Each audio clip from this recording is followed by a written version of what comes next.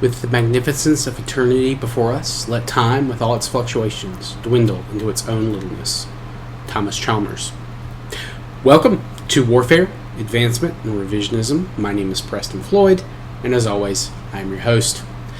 Welcome. I'd like to thank everyone for listening. I appreciate your support. I want to go ahead and apologize to start. You may hear some audio in the background. My air conditioning has been completely shot this weekend, and I am dying. My apartment has hovered between like 80 and 88 degrees all weekend, and I have to have a fan on, otherwise I will pass out. So apologies. But I do want to go ahead and thank everyone for all the support. Again, it really means a lot to me, and I'm glad that people seem to have enjoyed the last episode, and I hope you'll enjoy this one. And this week, we're going to talk about the peoples inhabiting the region we went over last episode, what we know, what we don't know, and how our knowledge and theories have changed over time. To that end, I want you to think about what you know about the earliest civilizations and where are they. Now, if you're using this show to learn about history, you may not know that much, or at least not that much more than what you learned in school. Now, you also might enjoy history as a hobby and have picked up more than the standard amount of information than most people who only learn about the subject in school know. You may have specialized in history and know more about it than most, or even me, and that's very probable in some cases. Regardless of your level of knowledge, you could probably name at least one of these early civilizations. Egypt, the Indus Valley Civilization, Mesopotamia, Sumeria, Chinese civilization, etc. Well, what if I told you that there was another civilization that emerged in the twilight before the dawn of written records emerged, and then split into a number of city-states and kingdoms that lived in and controlled the northern Levant from the coast to the northern Euphrates River Valley, a civilization dubbed as Kish. This theory was proposed by a Polish-American scientist by the name of Ignaz J. Gelb. Gelb was a very prominent Assyriologist during the kind of the 20s to the 50s, and even after that, but that was kind of his high point. He was particularly famous for his study of early writing systems and using a harder, and I use that with quotes, like hard science.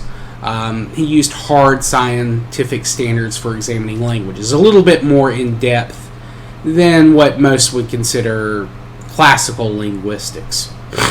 Excuse me. Now, he believed that the region we are discussing was the original homeland of the Eastern Semitic-speaking peoples, who would go on to found the major cities of the area and in the portion of Mesopotamia that would eventually be known as Akkad. This would include Kish, is kind of in this region as well, hence the name. However, his theory was also wrong, very wrong in some respects.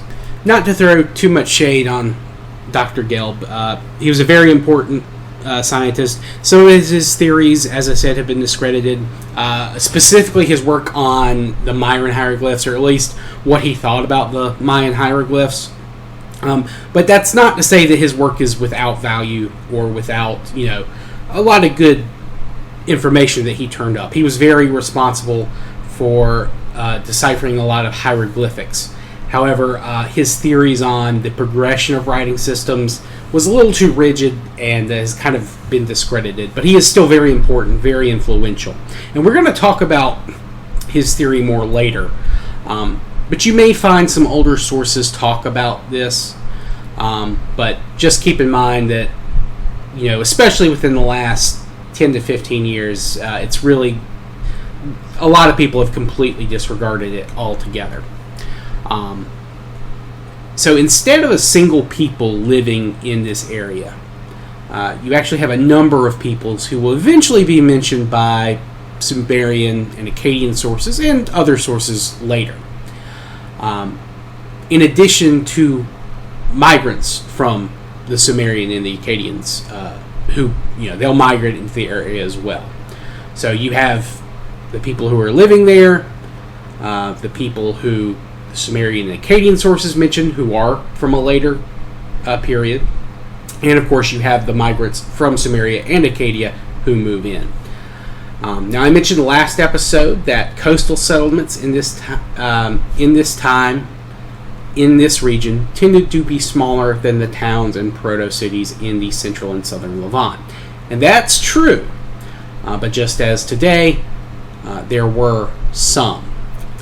One early site seeing habitation this season along the northern coast was at a place called Ugarit. Now, I couldn't get a firm meaning of the name, but there are a couple of explanations. The most common that you'll see is that it just means arable land. That's what the name, when you transliterate it into Akkadian and Sumerian, means.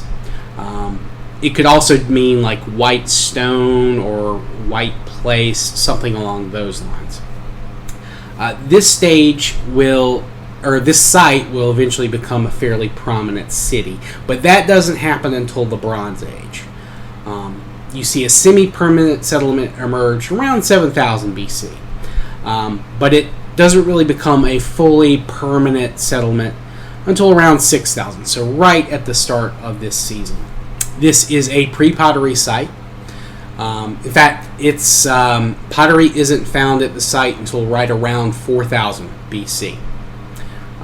Now, the fact they don't have pottery, while their neighbors do, tends to suggest that this might be a site established by locals, possibly by one of the several peoples living in the nearby mountains or hills to their east.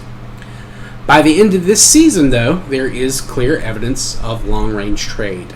You find artifacts associated with peoples to the north, south, and east all showing up at the site, though it's in very small numbers. And again, the site does not become truly like city. Well, you wouldn't consider it like a very impressive city until much later. And even then, it was never a city of the first rank. It's always kind of on the peripheral, but it does use its position fairly well. But it's never. I don't even know if we could say it's truly independent. It's always kind of vying with overlords or very large rivals that they're having to kind of buy protection off of or play off against one another. But again, that's all stuff for the future. Now, again, who built this first site isn't known. We're not sure at all. The site will be abandoned for about 100 years between 1650 and 1550 BC, and it will be reoccupied by people speaking a descendant tongue of Western Semitic. We'll go into the exact branch and family later when we talk about Ugarit. The artifacts found at this time frame, this season, don't match what we see in other areas associated with the expansion of the Proto-Semitic peoples. These people don't begin to establish settlements in the northern Levant until around 500 years or so after this season ends. And they do so on the other side of the coastal Syrian mountains first. These will be places that we're going to talk about in a lot of detail next season. This includes Ebla, Mari, and a couple of others that I am drawing a blank on. Forgive me. Again, it is very hot right now. Now, these people are arriving in the area around the end of this season. I think at least by 4200, you probably see some Western Semitic descendants coming up through the Orontes River Valley and entering into that Gelb Depression that we talked about last week. But they aren't establishing cities this season, or even large-scale communities. They're still fairly mobile, pastoralists. In fact, there's probably a lot of peoples in this region all during this season who are either nomadic pastoralists or hunter-gatherers. But again, with the way the food situation is and, of course, climate, the hunter-gatherer population is only going to get smaller going forward. or maybe smaller is not the right term. It's not going to grow at the same pace as the permanent settlements or the pastoralists. A population is growing. But the Semitic peoples who are arriving, they are either going to end up mixing with or displacing these pre-existing populations. And these are, at least the Semitic peoples are bringing the proto-version of their language or their branch of Western Semitic, which will eventually become known as Amurun, or as it's known in the Bible, Amorites. Amurun is what the Sumerians and the Akkadians, who are an Eastern Semitic speaking peoples, what they will refer to the Amorites are. And the Amorites are the ones who will found a number of city-states in this side of the coastal Syrian mountains, or I should say the eastern side of the coastal Syrian mountains. Now, further to the northwest in Anatolia, in the region of Cilicia that we discussed last time, we have a number of permanent settlements emerging as well. And these have been probably have been at least towns or villages before this season, but the one that will become the best known and the one that's probably the longest established is or will become known as Adana. Now, who founded this site is heavily debated, as is the origin of the name. The first recorded peoples to live in the region are known as Luwians. They're first mentioned in records dating to around 2000 BC, and their language is considered either Indo-European or a descendant of a language that is a sister tongue of Indo-European. And they're not believed to arrive in this region until around 3000 BC or so.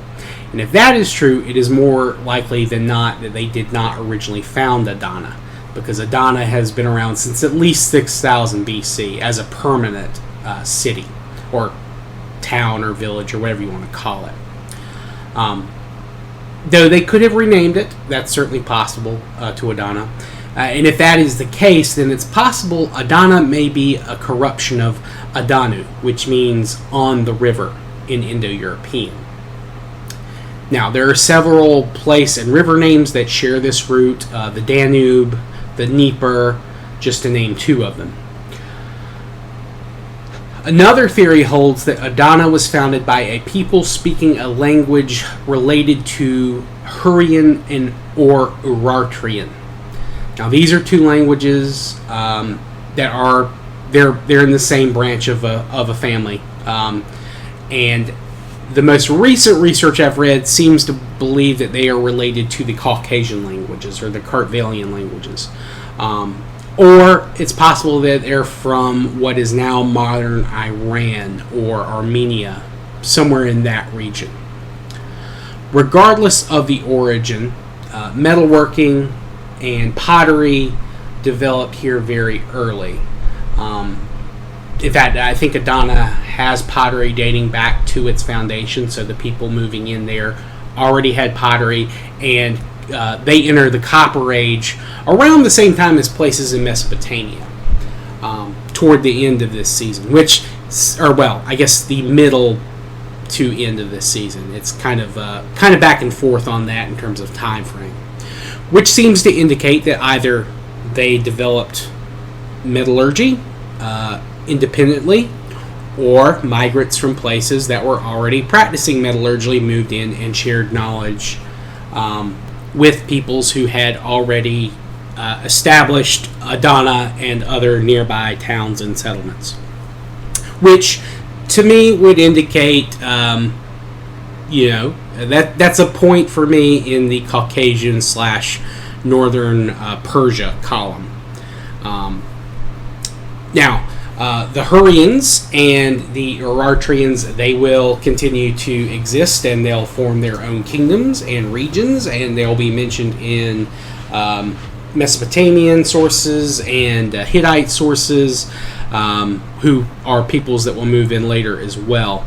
But this area because of the geography, you do have a lot of, smaller, semi-isolated communities where a number of different peoples can establish niches for themselves, politically, economically, socially, all that kind of stuff. And this is something that I think is happening even this season, though, again, we're not sure if the Hurrians or Aratrians are part of this, or if it's their distant cousins, or if they're just completely unrelated people. It's impossible to say. I don't think any DNA tests have proven things one way or the other, though there are also probably people related to earlier settlements or attempts of permanent settlements in the region, such as the Tostepler or Çatalhöyük sites. This is something that is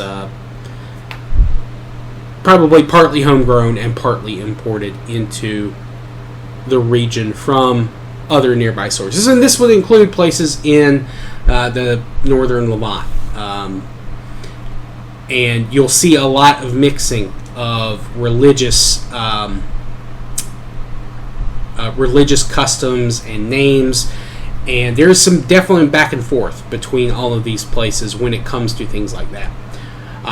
In fact, there is thought that the god of the Canaanite religion, Baal, there are some theories that hold that the Canaanites believed that Baal was originally from the mountains around Adana that we talked about last week. So, it's possible that they associated Baal's birth or homeland with a place not entirely where they are from. That Baal found them after leaving this place, and that could have been a reason that they moved in, or it could have been a justification after the fact of why they were moving closer. But the Canaanite, Levantine religions are definitely tied into the Anatolian and Mesopotamian religions, and they're tied in more closely in these regions than they are in Canaan and in Mesopotamia. I'm going to try to phrase that a little bit better. There is more mixing of the religion in the northern Levant and southern Anatolia than there is in the central or southern Levant or in Mesopotamia, though, again, there is a little bit of back and forth the other way, though not nearly as much. Another site that you can kind of see very clear evidence of mobility between southern Anatolia, the northern Levant, is known as the Amik Valley. This is right around the modern-day Syria-Turkish border. There used to be a lake here called Lake Amik. It was actually drained fairly recently. I think in the 50s and 60s it was drained out to make arable land. But this will become the site of another Amorite village known as Alalak. Forgive me. And it was inhabited as early as 6000 BC. There were some smaller villages and things like that. The city was not founded until a little bit later. I think around 2000 BC, give or take. There are a number of smaller tales all throughout this valley. In fact, this valley is one of the places that is believed to be the site of Armageddon. I think is the Islamic tradition. This is one of the places that Armageddon is believed to have. Best way to sorry, I'm trying to figure out my words here. Some in Islam believe that this will be the site of the Battle of Armageddon at the end of days, and I'm not sure about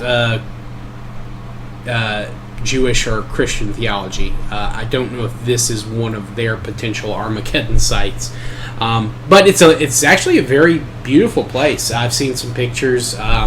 Long green fields broken up by some hills and probably tells that are hiding other small villages. But it's about I want to say it's about 2 miles or a mile and a half from the modern Syria-Turkish border. I don't think those two are going to cause the end of the world, but who knows. Another site in the Amak Valley, is Çatal Hoyuk. Now that is not to be confused with the famous Çatal Hoyuk. This is 2 words, spelled slightly differently, but it is also found in the Amak Valley. And it is located, I guess, where the Orontes River flows through. And it was inhabited from around 4000 BC on, so it's another small settlement. It is also one that will eventually become a fairly large town. It's like one of the big bases for the Hittite Empire in the region. It helps them control that section of the river and the coastal, or not the coastal plain, but the plain of Amek. It's one of their big sites. I think the growth of that town is actually one of the reasons that Al-Alaq starts to lose some of its prominence. Though I would have to double check on that one. But from the dates, it seems likely. Now, again, I'm not aware of any DNA from this season in the region, sadly. At least nothing that would be out of the ordinary. Now, I know that there is some DNA that's found from around 2000 BC in this site, but it basically shows a continuance of population between this area and people living in Ebla. So, what you would expect. They're very, very closely related to the Ammonite population. The Amorite population.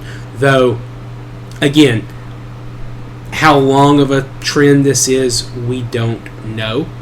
But there is very clear geographic divisions between the sites. They had very firm borders. Well, I wouldn't say firm. They're permeable, and you could get through them, but there seems to be some type of control preventing large-scale migrations between the two, or at least there were at that later period. But there was definitely a continuity between the Emek Valley and Ebla, which Ebla will eventually become the site of a very fairly large kingdom in the northern Levant and northeastern Mesopotamia. But that's all stuff, again, for the future. I bring all this up just to kind of show that there are a ton of different forces and factors kind of keeping this region not stable, that would be the wrong word, but to kind of keep it balanced to an extent, even though there are so many different peoples spread out through the various river valleys, mountain valleys, hills, plains. But there's definitely back and forth in terms of trade, warfare, though true out-and-out conquest doesn't seem to be something that is too worried about. There are definitely battles, and there are definitely cities that are captured and sacked. But out-and-out destroyed, very few actually see that happen, at least at the earlier outset of Mesopotamian and written history, with one major exception, and this brings us back to the first city we talked about, Ugarit. Ugarit was completely forgotten. It was completely erased from the historical record for a number of years. In fact, it wasn't discovered, I think, until well, I guess I should say rediscovered, until like the late 20s, early 30s. And it was found by accident. A farmer was just clearing some lands, and he stumbled across one of their necropolises. I think for one of the kings of Ugarit. But yeah, so those are kind of the major sites on the western side of the Syrian coastal mountains. And of course, Adana, which is the primary site of southern Anatolia. Southern Anatolia does have more settlements, and they tend to be larger, but there's not any real city aside from Adana, at least that I saw any record of, that could be traced to this season. Now, that changes very quickly. Once this season ends, you see an explosion of urbanization as the Luwians move in, and the Hurrians too. But there are other peoples in these kind of border regions that we will talk about. The Kizawatna are kind of in between the Hurrians and the Luwians. You have the Ishua, who are kind of a little buffer group in the northern Euphrates River Valley. They're kind of stuck in the middle between the Amuru, the Kizawatna, the Proto-Hurrians. There's a whole group of just small tribes that get mentioned, and you'll occasionally see their personal names show up in the records, but they don't necessarily come to the fore in the historical sense. At least not immediately.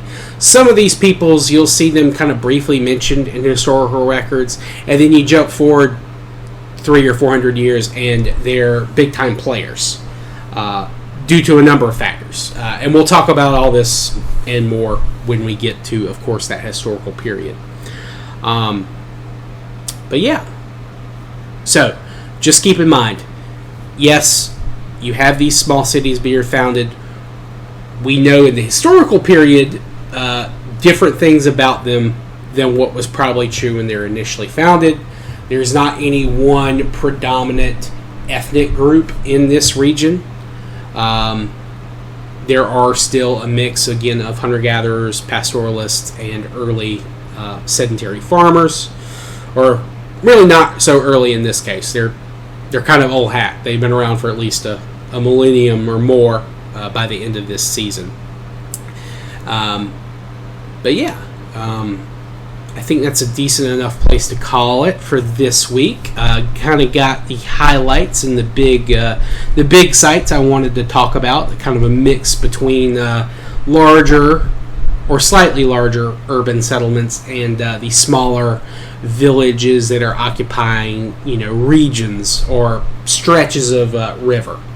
Kind of showing kind of what the layout is and what it's going to be when we move back into this area next season.